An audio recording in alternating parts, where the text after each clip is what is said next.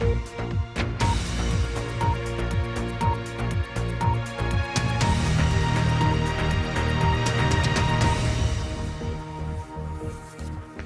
evening and welcome to the BBC News at 6. The UK economy has picked up the pace, with growth up 0.7% in the 3 months to June, helped by a big jump in oil and gas production.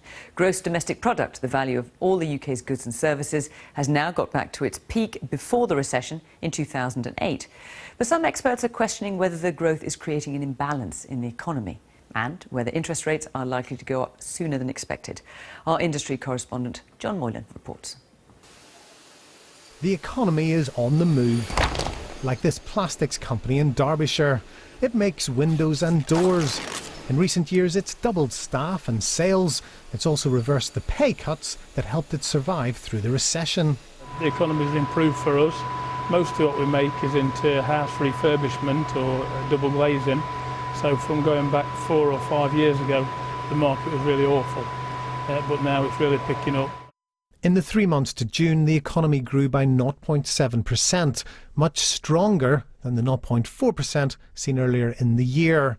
But manufacturing fell by 0.3% and construction was flat.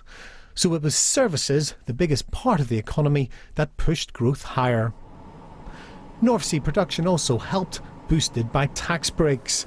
And it means economic output per head of population, a key indicator of prosperity, is back at pre-recession levels. For the Chancellor, it was more evidence that the economy is moving up a gear. Well, I think these figures show that Britain is motoring ahead, with our economy producing as much per person as ever before.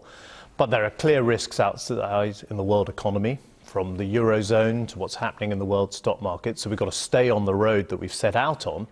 I think that the Chancellor needs to focus much more on getting healthier growth than this if we're going to withstand some of those international pressures from China, from Europe. A balanced recovery would be one that also focuses on construction, which remains flat, and manufacturing, which is going backwards. Earlier this year, the economy was stuck in slow motion, performing under par. But now growth is speeding up, thanks to service industries, everything from hotels to restaurants, business services to finance. And it's all leading to speculation about when an interest rate rise will come.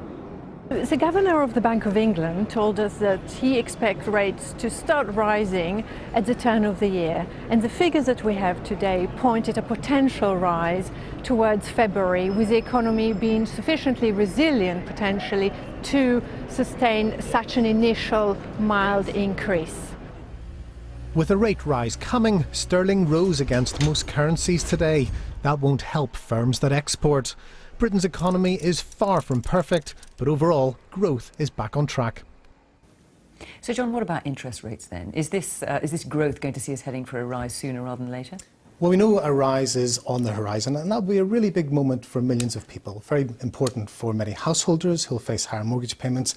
Very important too for many savers who've been stuck with low interest rates for over a long, long time. And the Governor of the Bank of England has indicated that the key decision will come towards the turn of the year.